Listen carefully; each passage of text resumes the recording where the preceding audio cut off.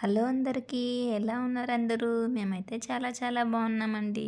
నేను ఈరోజు మీకు చాలా తొందరగా ఇంకా ఈజీ ప్రాసెస్ అయిన దద్దోజనం రెసిపీతో అయితే మీ ముందుకు వచ్చేసాను. దద్దోజనము ఎక్కువగా టెంపుల్స్లో ప్రసాదంగా అయితే ఇస్తూ ఉంటారు కదా, సో నేను ఆ స్టైల్లో అయితే చేస్తున్నాను. ఈ దద్దోజనం కోసం ఫస్ట్ రైస్ అయితే బాగా ఉడికించి పక్కన పెట్టుకోవాలి. అంటే రైస్ అనేది మెతుకులుగా కాకుండా కొంచెం మెత్తగా అయితే ఉడికించుకోవాలి. ఒకవేళ మెతుకులుగా వచ్చినట్లయితే ఇట్లా వేడిగా ఉన్నప్పుడే రైస్ని ఇలా స్మాష్ చేసుకుంటే బాగా మెత్తగా అవుతుంది అనమాట రైస్.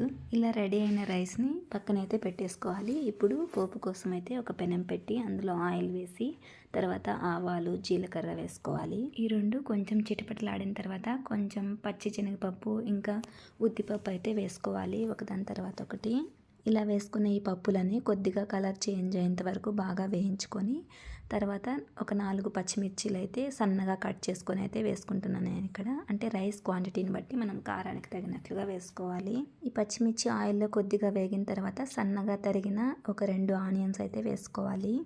తర్వాత ఇందులోకి టేస్ట్కి తగినంత సాల్ట్ కూడా యాడ్ చేసుకొని ఆనియన్స్ అయితే బాగా వేయించుకోవాలి. ఆనియన్స్ కొద్దిగా వేగిన తర్వాత ఒక 2 ఎండుమిర్చి ఇంకా కొద్దిగా కరివేపాకు కొత్తిమీర అన్నీ కూడా యాడ్ చేసుకోవాలి పోపులోకి. ఇక్కడ నేను కొత్తిమీర అయితే ఎక్కువగా వేసుకుంటున్నాను, ఎందుకంటే ఈ కొత్తిమీర ఫ్లేవర్ దద్దోజనంలో చాలా బాగుంటుంది.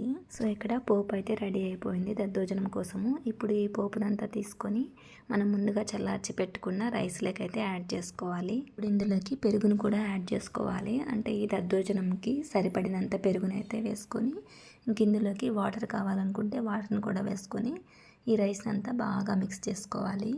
గుర్తుపెట్టుకోండి, దద్దోజనంకు ఎప్పుడైనా సరే రైస్ అనేది బాగా మెత్తగా ఉడికితే టేస్ట్ బాగుంటుంది. అంతే అండి, చాలా ఈజీగా ఇంకా తొందరగా ప్రిపేర్ చేసుకుని ప్రసాదం స్టైల్ దద్దోజనం అయితే రెడీ అయిపోయింది. మీకు ఈ వీడియో కనుక నచ్చినట్లయితే please like, share and subscribe. Thanks for watching. Bye.